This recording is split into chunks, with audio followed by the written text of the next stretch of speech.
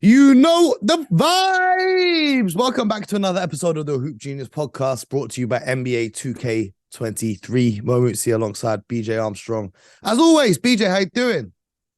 Real name, no gimmicks. You know it's all Uh-huh. good, Mo. It's all good. All good. It's all If love today. It's all love. if you guys listened over the weekend and you wanted to know the video that BJ and I were laughing about, you can now see that across my social media platforms on Instagram and TikTok.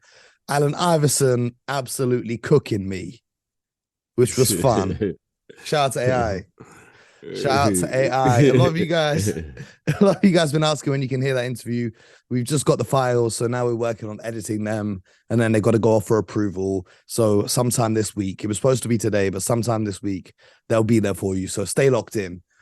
BJ, we got to talk a little bit right now because Okay. we had a conversation about the MVP a couple weeks back, but I feel like a Okay. few things might have changed because it ain't about how you start, it's about how you finish. And your pick for the MVP, Jason Tatum, has been having a little bit of a rough time in recent stretches. You know, there's been, I think it's been a very long time since he shot above 50% from the field in consecutive games. I don't think he's done that for a number of months now. There's been a lot of games where he's turned the ball over a lot. There's been a lot of games where he simply couldn't hit a bucket. All of this was capped off with the Celtics losing a 19-point lead against the Utah Jazz on the road. My question to you now being, is he still your MVP or has your opinion changed? Well, Jason Tatum had he had an amazing start to the season and for the most part of the season. However, if you look at it right now, you got to say Joel Embiid. I think he has overtaken everyone with this last surge here in the latter half of the season. You know, you had Jason Tatum, Giannis has been there for me, Jokic, of course, has been there for me, and Embiid. But Embiid has really, I mean, he's playing terrific right now. He really is. He's, all those guys have been incredible. But I think Joel Embiid has really kind of separated himself here with about 10, 15 games to go, if you're asking me today. Yeah. So something really funny has happened because, I think I've said this before in the show. I don't know if it was just me and you talking, but I've got to the stage with the MVP where Giannis, Jokic, Embiid, I am personally not rooting for one or the other. I'm happy for any of those three if they win it, right? There's people that come online and there's people that come on podcasts, people that come on TV, and they have a really determined point of view. No, this is the guy who should be MVP. You're wrong for picking that guy. For me, I don't care who you pick out of those three guys. I think they're all equally deserving of the MVP. But what Embiid has done recently has been phenomenal. Now, the main reason that Jokic supporters and people that think Jokic should be the MVP is the advanced stats, not just the triple-double he's averaging first center to do it. It's the advanced stats, the value over replacement player, the box plus minus, and the player efficiency rating. And the player efficiency rating is a key one because if I'm not mistaken, over the past 10 seasons, the MVP has actually gone to the player who was number one in player efficiency rating that season. It's just coincidentally lined up. I don't know if that was the basis for the votes or if it's just a coincidence that the player number one in player efficiency is named the MVP. And for the entire season, Jokic has been number one in player efficiency rating. However, as of last night, PJ, Embiid has now overtaken Jokic in that statistical category. So for all the Jokic proponents for MVP who argue using the advanced stats, their case just got a whole lot weaker. And Embiid has done some absolutely phenomenal things. What is he on now? A 9-game streak of 30 plus points. And in most of those games, he's not even playing in the fourth quarter because they're winning by so much. The Sixers have been on a win streak. They've taken a 2 seed now. I think so far this month, he's put up, I think I read it was like 320 something points in less than 300 minutes. He's been going crazy. And I think as the season began, Jokic was getting his numbers, but he wasn't dominating. But Embiid had a slower start to the season. But to close out the year with Denver losing a lot more games, Philly rising up, and Embiid just absolutely dominating, I think that we're not far away from seeing Joel Embiid take home this award this year. Yeah, listen, Mo, I joke around. I don't know if I'm joking or not, but somehow I'm a little guy. I'm a big guy who got trapped in this little man's body, right? I'm the same, but I'm a big yeah, I just play big yeah, anyway. So the fact that we have three bigs, right? Giannis, Embiid, and Jokic to talk about in this era. I mean, this is phenomenal. I've been waiting for this moment to come back because I want to see the bigs come back to the game. I think the game. And we spoke about it yesterday when we were talking about women. Yeah, I think yeah. So I think the bigs. Listen, I'm ready to see the bigs really get back and figure it out how to really. They're the last position, if you will, to figure out how to play in this small ball era. Once these guards came in and they started shooting threes, and then the twos and the threes, they figured it out. Then you had the stretch fours, they figured it out. And now you're just beginning to see the position, the center position is the last position to figure out how to play in this era. And so this is great. So the fact that we have Giannis and Jokic to win the last 4 MVPs, and then all of a sudden, possibly Embiid, another big, to come in and play. That's phenomenal. Now we're just waiting for these guys to dominate. Okay. When I mean dominate, is to consistently now win at a high level. And once you see that, I think the game will take another shift, Bo. Because the games take shifts, Yeah. And if the bigs can figure out how to begin to win and dominate, suddenly now, Mo, everyone will try to figure out how to have a big guy, because you're going to need those guys. And I think you need bigs anyway, but that's just me. But that's just great. So I think you and I agree on that. I think, Embiid right now, if it were given today, I think he is probably the MVP. So, as you guys well know, I'm a Boston Celtics fan, right? And obviously, I didn't know that. Celtics. When did that happen? BJ, that happened 28 years ago. But okay. Obviously, I want the Boston Celtics to win a championship, right? But I don't think that's going to happen.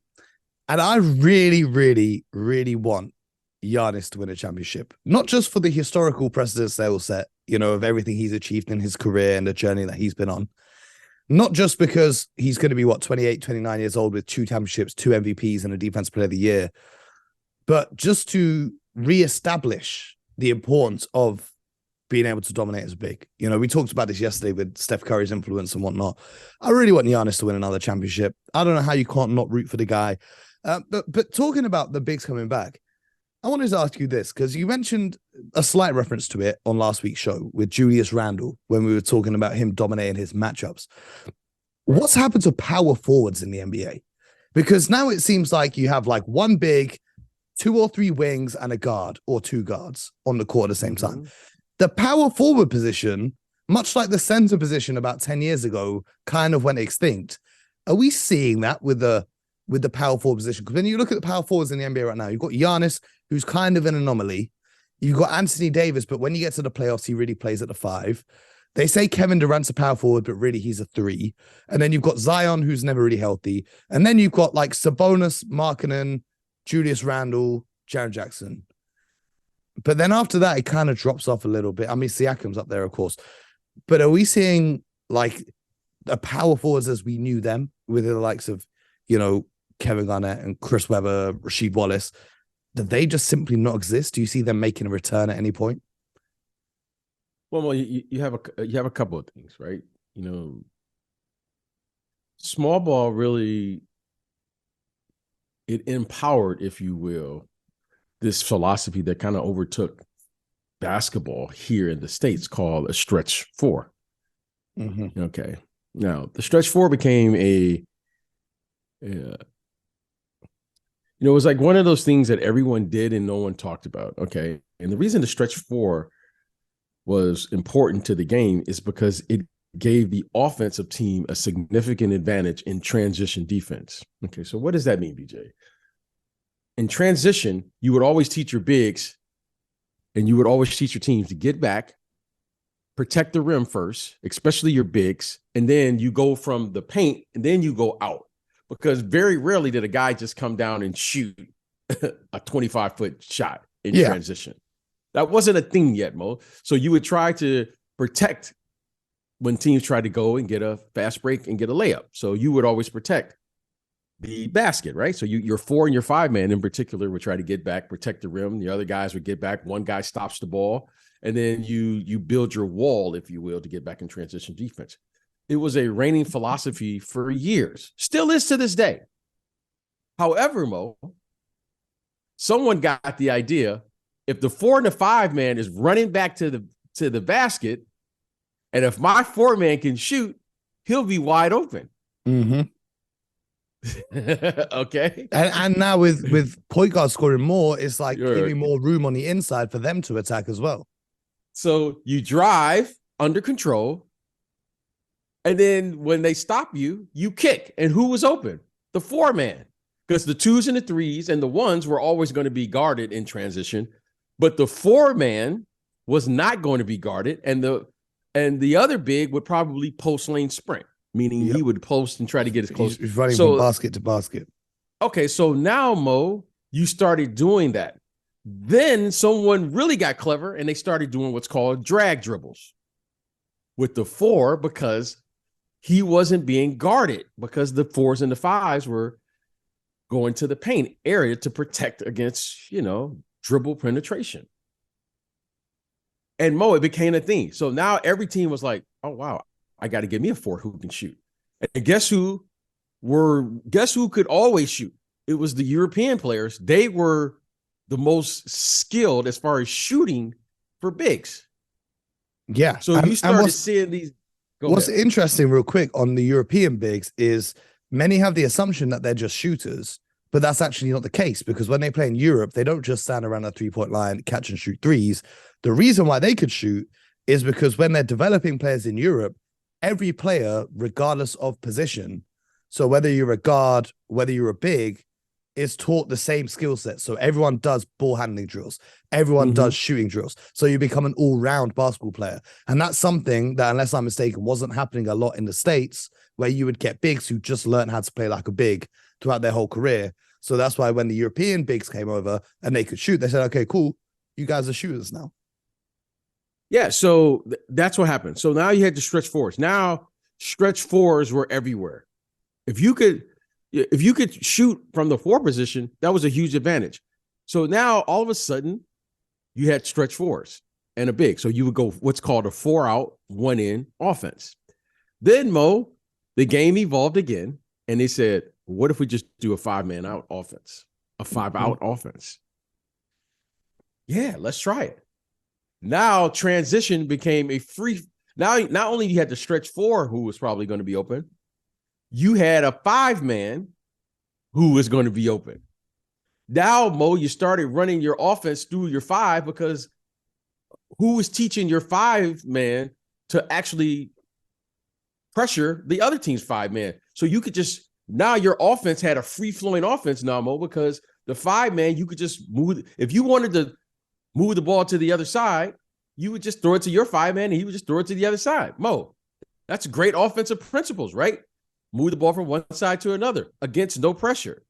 So then suddenly, Mo, here we are now, 2023, where all of a sudden you have these tall guys who can play from the post and who can do that. And now they're figuring out how to do both. So Jokic and Embiid are kind of leading the charge of doing it. They can do both. And now you're going to see Wembanyama, you're going, well, where are you going to put this guy? So I think the game now is taking another shift where these bigs are figuring out how to play in this era. And they're going to put their imprint on the game because of their ability, and even though the bigs kind of got moved out of the game or devalued to some degree, they always were there on the defensive end. Everyone is always looking for a shot blocker or a guy who can rim protect. But now you're putting that component, the rim protection, along with being able to play in this small ball era and the ability to play from the post. I think, Mo, now you're looking at a special player that's going to come about and could really dominate the game. Because no matter how many threes you make, Giannis and these guys are going to shoot a higher percentage from closer to the basket. Yeah. Yeah, at the 2. And then, Mo, I don't care what happens in the game, you're always going to need guys who can attack the basket. So Giannis, Shaq, and them type of guys, they put an enormous amount of pressure on your defense because of their ability to shoot such a high percentage, provided that no one plays post defense anyway. So I think it's just a matter of time before there's going to be a coach, there's going to be a player who is going to just understand this balance that's going to be needed to play attacking that basket, playing on the perimeter, defending on the perimeter, along with being a rim protector. And then suddenly now, Mo, you'll have, without question, the most dominant player in the game. You're seeing parts of it now. You're seeing Giannis. Giannis is doing it, but he's not doing it consistently because he doesn't shoot as well as like a stretch player would shoot. Yeah. He does, you know what I mean? But he's dominating. And the irony is, like, he used to be a really smooth shooter when he came in the league. It's just since he added the muscle, he's not able to shoot as well. Yeah, but you know what? But and I'm telling you, he runs right through you. You know what I mean? He plays such a physical brand of basketball. And so you put him along with the rim protection, like Brook Lopez, and then suddenly now you have a duo that's very, very, very tough. So, but I think there's going to be a player who can do all of those things. I know there's going to be one. One of my favorite things to do is to take new NBA fans and show them, like Brook Lopez we always talk about, but show them Brook Lopez when he played in New Jersey in Brooklyn and he was a post-up guy. Or take Kevin Love, who everyone thinks is just a catch and shoot in the corner, and show them when he was giving you 30 points and 20 rebounds in a game in Minnesota with his back to the bucket.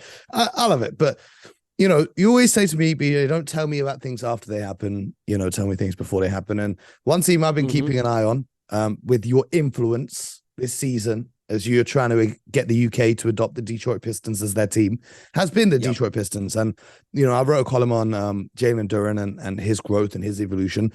But one player that's really been impressing me, because we're talking about the game changing and, big men taking precedence, is Duren and Wiseman on the court together at the same time. Wiseman, of course, traded over from the Warriors. They had some fantastic play the other night. I tweeted out one of the clips where there was a couple assists between the two big fellas. James Wiseman went up against one of the best defensive bigs in Bam Adebayo the other night, and he put up 22 points, 13 rebounds, 4 of them offensive rebounds, 77% from the field. He went 10 from 13, and he hit a 3 just for good measure. How much has just being in a new situation helped the career of James Wiseman? Well, here's the one thing, Mo, that you can't speed up.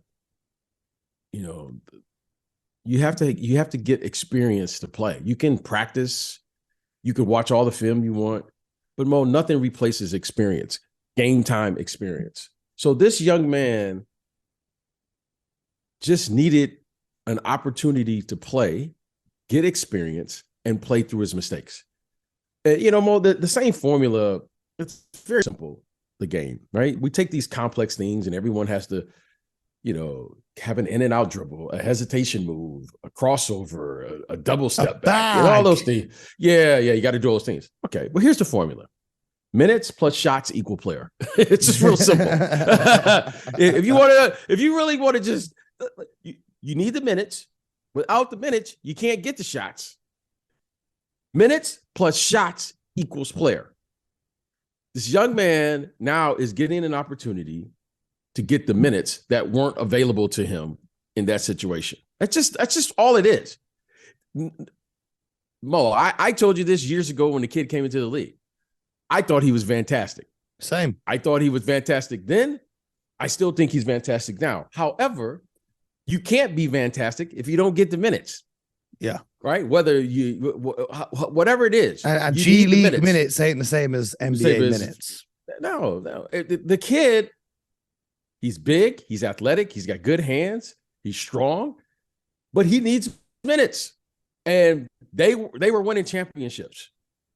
They won a championship. You can't argue with the results that were achieved out there. Okay.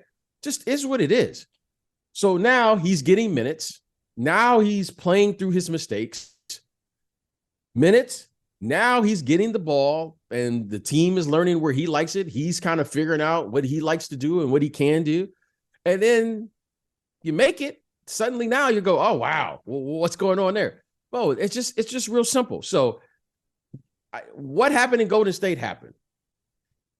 Now, what I'm impressed about is when the opportunity knocks, Mo, are you there to answer it? Mm-hmm. He was ready.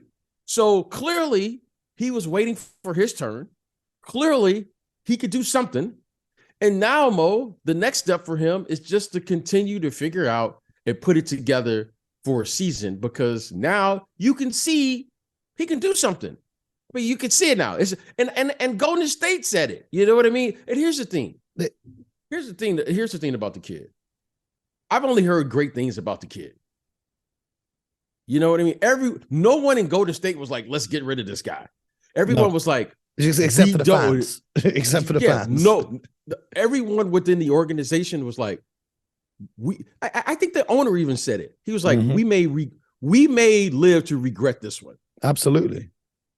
Okay. But sometime, Mo, you got to do what's best for the organization. And financially, I understand why the deal was done. This wasn't a basketball decision. Okay. This was financially.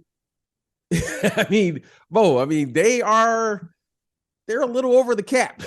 Just a little bit. Just a little bit over the cap. Okay.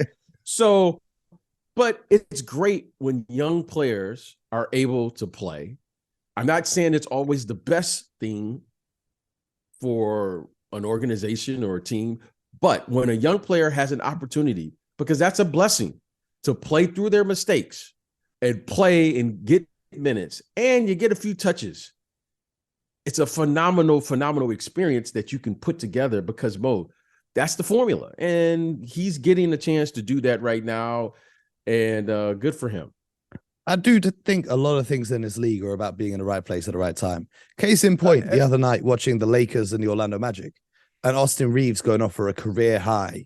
How about that? How about Austin Reeves? What a journey he's had. What a journey. He was like a 3-star recruit coming out of high school, went to college, transferred to another college, told teams not to pick him for the G League, found his way to the Lakers, and somehow he's now becoming a household name. And the NBA uploaded a 1-hour-long highlight compilation of him, which is crazy because there's all NBA level talents that they've not done that for this season. So he's getting the love, keeping the Lakers play-in push afloat.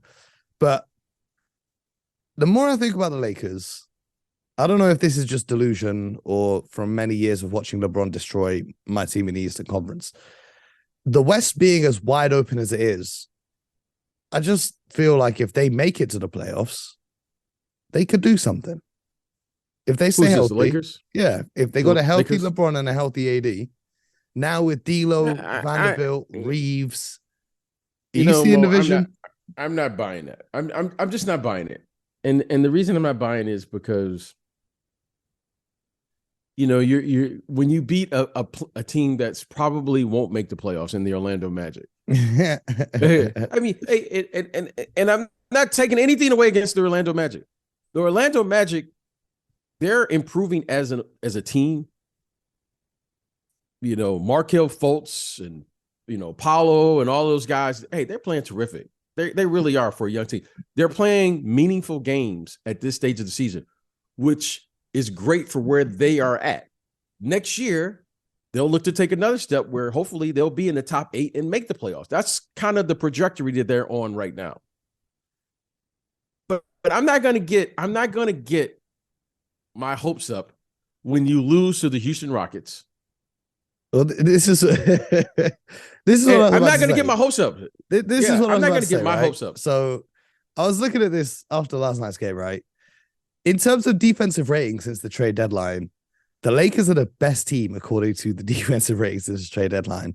And in points allowed per game, they have the 4th best, lowest points allowed per game in the entire NBA. But then I went to look through their schedule. They beat the Magic, respectfully, the Orlando Magic, trying to get their draft picks. Mm-hmm. They lost against the Dallas Mavericks. I think Luka wasn't even playing. They lost against the Houston Rockets. They beat the Pelicans, who have been absolutely awful in recent weeks. They lost to the Knicks. They did beat the Raptors, which is good. They beat the Grizzlies, who had no Ja Morant. They beat the Golden State Warriors, but again, that was the Warriors on the road, who aren't really the Warriors. So when I'm looking at these games that they've had, they lost to the Timberwolves. They did beat the Thunder, who are another team in the play-in. They lost to the Grizzlies when they were fully healthy or whatever. When you look at the actual games in which they played, their schedule has been pretty easy. You know, they came up against the Bucks and they lost, and you know, they've not really had any other top tier opponents to go up against in this final stretch of the season. Well, yeah. Well, listen, there are no easy games in the NBA. So no, you can only play who's in front of you. Yeah. I'm not. Well, they're all in. I don't know. My experiences, they're all tough. The Orlando Magic, that's a tough game. What I'm saying is, when you play in the playoffs, you're playing a team that has been consistently playing playoff level basketball for the entire year. They're going to play, if they get into the playoffs as a 6th, 7th, or 8th seed or whatever seed they get in, they're going to be playing Kings or Grizzlies. one. Yeah, okay, that's different. That's a different brand of basketball. Now, I'm not going to get too excited here by saying, oh, if they just get in healthy, because they have been playing inconsistent all year. Mm-hmm. I see the talent. Individual talent never concerns me. What does concern me is when I see teams who are playing consistently well throughout the entire season for an 82 game. Okay, there's going to be ebbs and flows of this. But this team, the Lakers team that we're discussing right now, well, I don't know who this team is. And we're in, 70 games in already or somewhere around there? Yeah. So we keep waiting. I'm not waiting anymore. This is who they are. They've made these trades. Hey, if you would have told me Austin Reeves was the guy that was going to carry them 70 games into the season, I would have been like, no, I don't see that. Okay. So who is your favorite for the Western Conference right now? Who do you think right now at this point in time is going to win the Western Conference in the playoffs? I think it's up in the air. I really do. But so check this out. The only team in the entire Western Conference to have a positive record on the road is, do you know who? The Sacramento Kings, probably. That's right. No idea. The Sacramento Kings. No. Yeah. They're now, 22 if you told me, like on paper, if you didn't know anything about the histories of these teams, you would look at it and say, okay, cool. The Kings 8-2 over their last 10, whereas the number 1 seed Nuggets 5-5. The Kings, who have dominated on the road and at home, they should technically be favorites for the West, but because they're the Kings, no one's saying that. I get it. It's your first time in the playoffs for a lot of these guys. Your first time in the franchise for the past 20 years getting into playoffs. It's up in the air in the Western Conference. Okay, if you told me Denver, okay, you can make that argument. If you told me right now the Warriors got in, and all of a sudden, okay, I'm not saying. I believe in the Warriors. It makes sense if they get there. But if you told me the Warriors were going to get it, you're saying, okay, as bad as they are on the road, well, if they can maintain that in the playoffs and then figure out how to just improve a little bit of defense on the road, well, they can win one game. Okay, I could go for that. If you told me the Sacramento Kings, based on what I've seen during the 82 game schedule, I would say, okay, do that. Memphis, if somehow I know the one kid is out for the year with the Achilles, however, if suddenly they turn it around and Jaren Jackson and those guys start with John Morant, okay, if somehow KD comes back for the Suns, KD and the Suns, hey, okay, if the Clippers, Anthony Edwards, if Anthony Edwards suddenly. And they got to the right combination. Okay. And of course, I didn't even mention the Clippers. Mm-hmm. So, Mo, I don't know who's going to come out of here. But what I do know, Mo, it should be interesting. I think it's going to be entertaining. And truthfully, I'm watching this, Mo, and I don't know what to think because there's no consistency here. Now, the team that has been the most consistent in my eyes from top to bottom has been the Sacramento Kings. Okay. Yeah. I don't know if they have the depth to win it all, but I know they're going to be a tough out. Why? Because now they're playing a brand of basketball that they know they can beat anybody with. De'Aaron Fox now is playing a brand of basketball in particular. He's the one that's, he's stirring that drink over there, along with Sabonis, that they know they can beat anybody. And that's going to be a tough out for anybody who has to go up there to Sacramento and play. That's going to be a tough out. The beam. And the way that De'Aaron Fox plays, at the pace he plays, that puts a lot of pressure on you because you cannot trap him. Mm-hmm. You got to build a wall. He's that fast, Mo. He's that fast. And you could try it all, but his improvement in pulling up in the long mid range and even from three, I know the percentage isn't great from three, but when it's on the line, it's going down. That's what I'm saying. So he can shoot 29% from three, but when it's that final 10 seconds, I'm putting the house on De'Aaron. So I'm going to, I don't know, Mo. The King, the Clippers, Denver, Memphis. I don't know if the Lakers, Denver stock, just defensively. Yeah, I'm not buying it, but here, they're the number one seed. So they're doing something right. I'm not going to discount them. Mm-hmm. Okay, they're struggling right now, but they are, and people can argue, they are the best team in the regular season. So let's give them something. Now, when the playoffs start, that's a different game. However, I'm not going to disrespect them. So, but I don't know who's going to win it over there in the West. I'm excited to see it.